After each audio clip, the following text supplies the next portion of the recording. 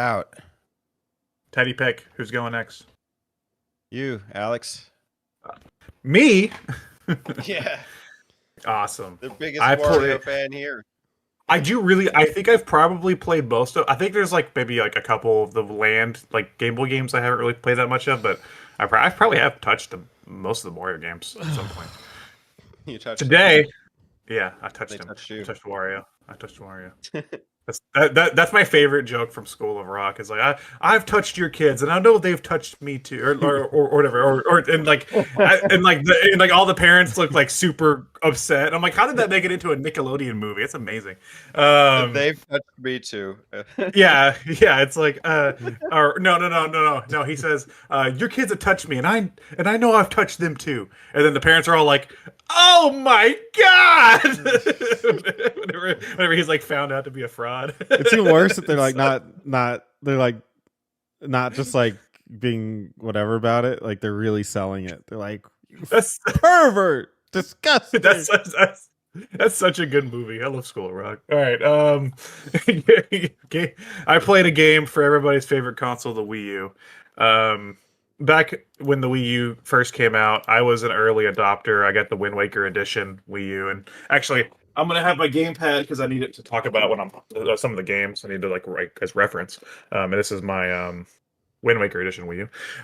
So the Wii U, if you were not part of that generation, you're welcome.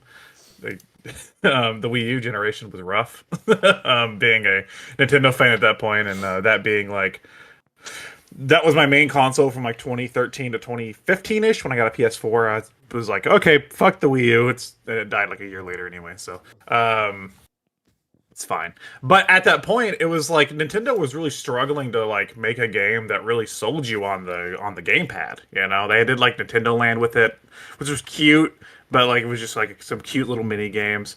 Later on, they would do like Star Fox Zero, which was cute, but kind of was garbage. You know, they didn't really have like that game that really sold like the idea of the gamepad per se. And in 2013, the big game that they were hedging all their bets on to show you the power of the Wii U gamepad was Game and Wario. Yeah, Nintendo was lost. Game and Game and Wario is a it's technically part of the WarioWare series. WarioWare and Wario Land have like their own, like Wario Land's more akin to like Mario but weirder. WarioWare, that series has like its own cast of colorful characters, and like they live in a city called Diamond City and stuff. So this is kind of part of that universe, where like Wario's like a game developer. And the story of Game and Wario is that Wario's sitting on his couch, farting into his couch one day, and he sees a commercial on the TV for a brand new game system coming out, which lets you use the TV and a tablet controller at the exact same time. And Wario says, "That's amazing. That's the best console I've ever seen. I'm going to make millions of dollars making games for it." And that's the plot of Game and Wario. It's a compilation of not micro games, so they didn't call it WarioWare, but mini game experiences, kind of like elongated mini games, to really like utilize the gamepad in various ways. So I have my game here so that I can actually look through the different mini games and like kind of like reference them and talk about them.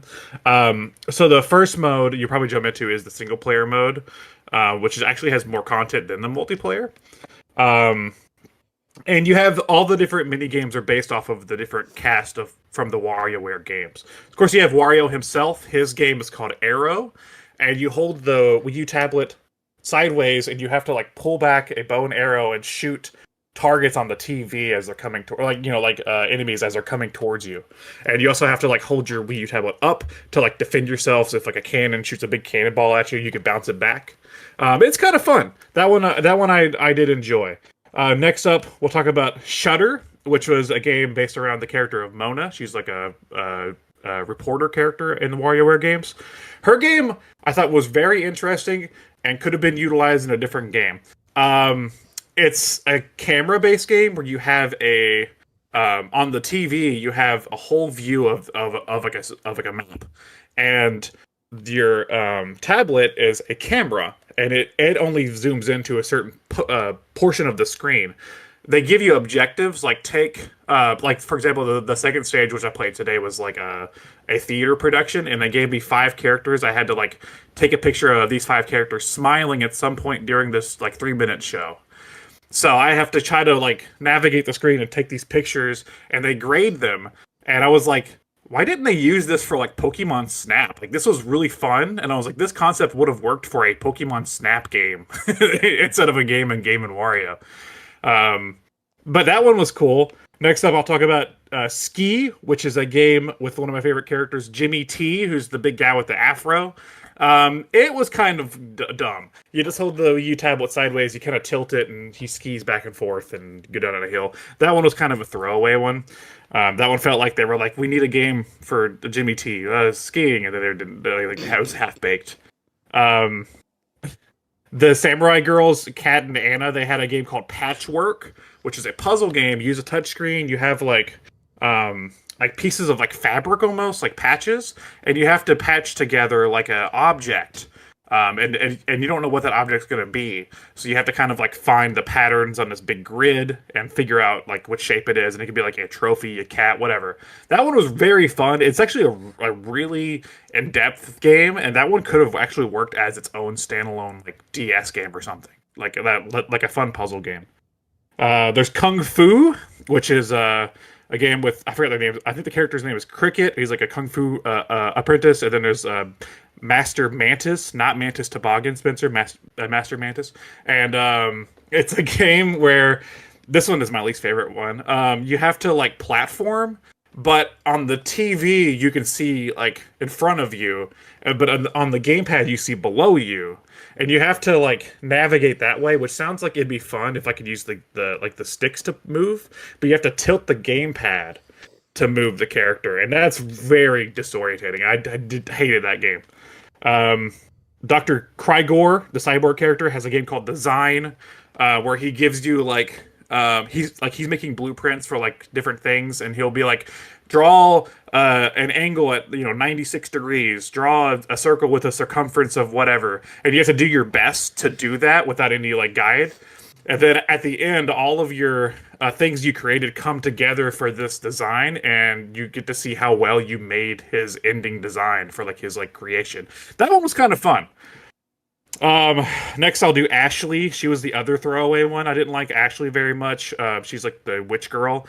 Hers was like, you ride like a broom stick sideways through like a vertical level, and you just tilt the gamepad, and I don't know. It was kind of a throwaway game as well. I didn't think there was very much depth for that one, so that one I probably wouldn't return to.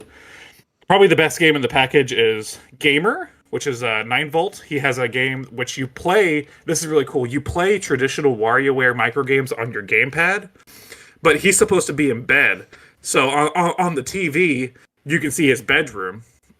And as you're playing on the gamepad, you have to watch the TV to see when his mom's going to check in on him. She can come in through the bedroom door, the window behind him. She busts through the TV, different places. And whenever she busts through, you have to hold the triggers and hide under the covers until she's gone, and then continue playing your round of WarioWare. That was a super fun and creative idea for the Wii U gamepad. I really liked that game. I only have a few more left for the single player mode. Taxi was my other favorite. It's the characters Spitz and Dribble, which is like a cat and a dog. They drive a taxi, and in this game on the TV screen you see like an overview of a map. And then on the tablet you see like first person of your taxi, and you have to go around and rescue citizens that are being captured by UFOs and like shoot them with the gamepad in first person, and you can look at the screen to see where they are and stuff. And then after you save enough citizens, a big mothership will come down and you have to take down the mothership. That one was actually a lot of fun. Wario has a second game called Pirates where you dance, and it's like a dumb dancing one. That one kind of was whatever. And then there's like 2 throwaway ones. There's a bowling game where you hold it sideways, you bowl. And then there's a game called Bird, which is like an old Game & Watch looking game where you just catch things as a bird. It is fine. And then the multiplayer mode only has 4 games. A game called Sketch, which is like Pictionary, where you draw on the tablet and people on the TV try to guess what you're drawing. a game called Islands, which is probably my favorite multiplayer game on here, where it's like shuffleboard almost, but you like launch these little guys with the tablet vertically, and then they land on this little target island. That one was a lot of fun to play. You pass it around. A game called Fruit, where the person with the tablet plays as like a thief, and then the other people watch the TV to try to figure out who he is on the screen because all the characters kind of look similar. And you try to see like which character's stealing the fruit and stuff. That one was kind of fun. And then a game called Disco, where two people hold the Wii U like facing each other, like the tablet, and you play like a rhythm game back and forth. That one was kind of neat. Other than that, you can like you earn coins in the single player game to unlock little toys and mini games and stuff you can fuck around with for a minute.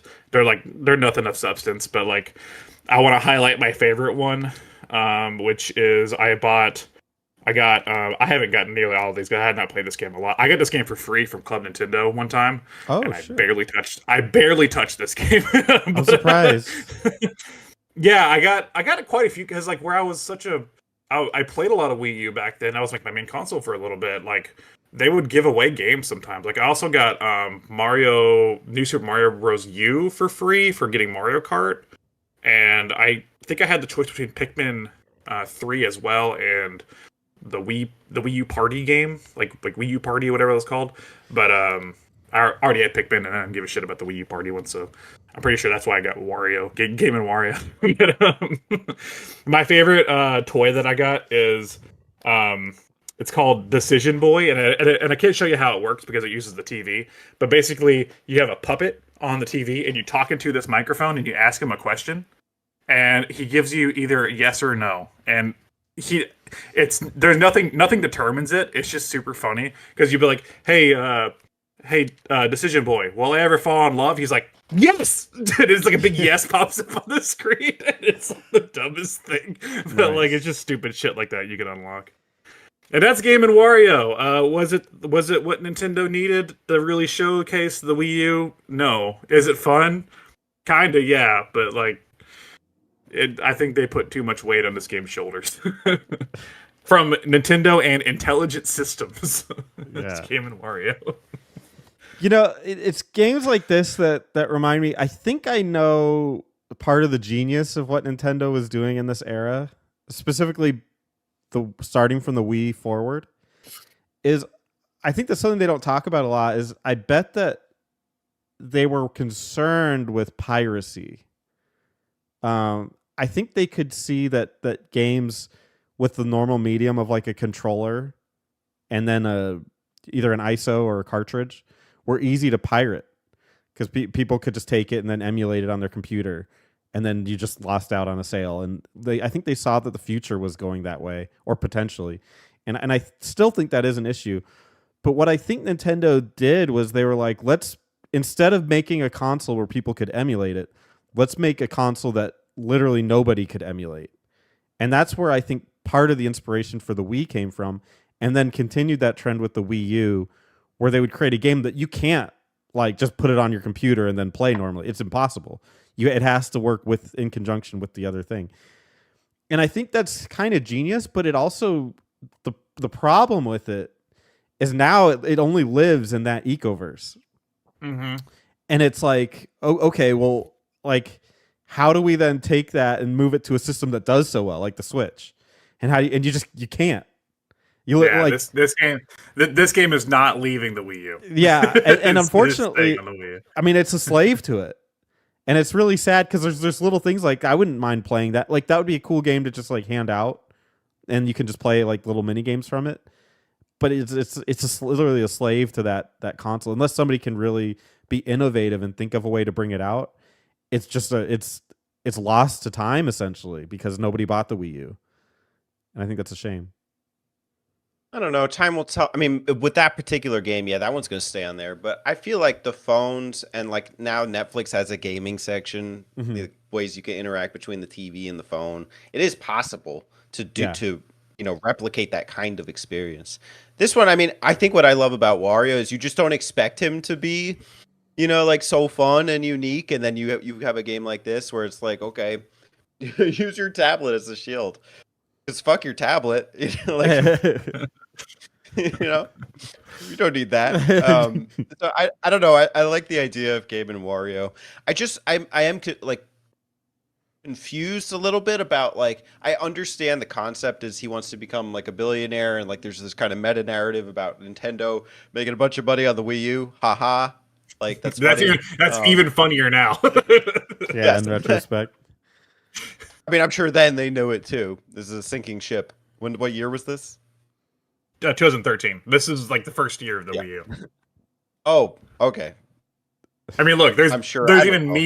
Miiverse Sketch is an option on my main menu. Miiverse Sketch. Yes, yeah, they were really all in. But what's the point of playing like through the micro games or not the micro games, the mini games? Like, does it like advance some kind of story, or is it just to unlock the next single player mini game? Each of the mini games have like a self-contained story. So like you play through like the Wario one, he has a little narrative. You play through like the reporter girl Mona, she has like a little narrative.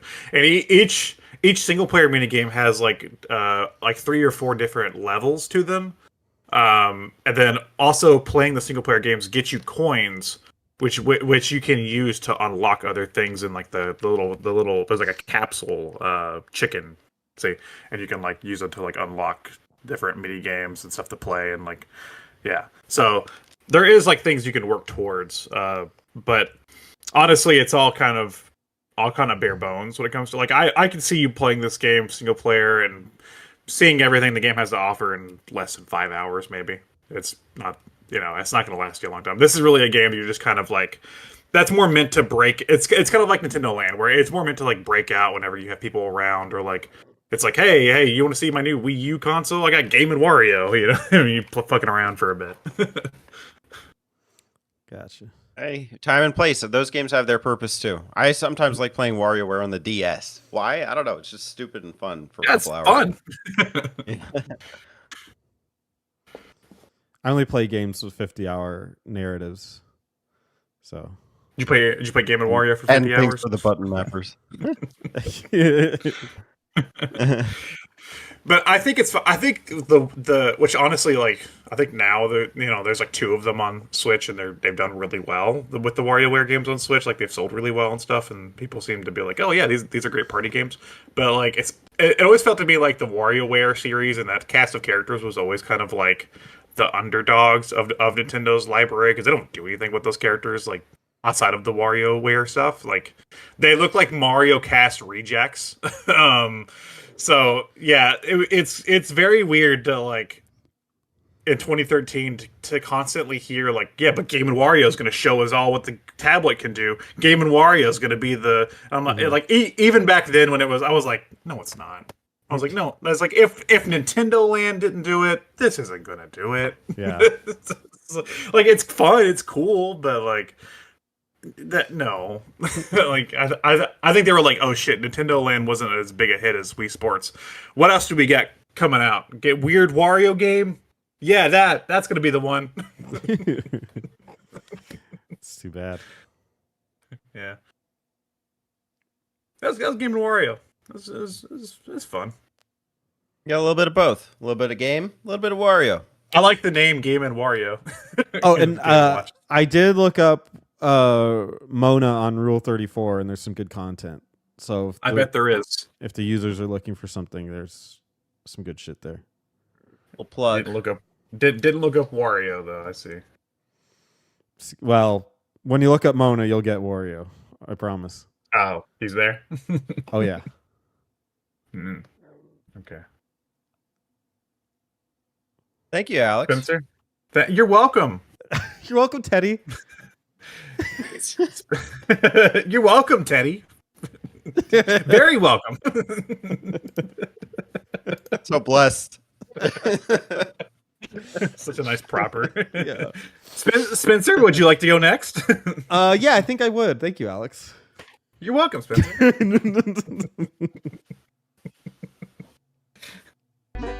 Hey y'all, don't forget to subscribe to them button mappers.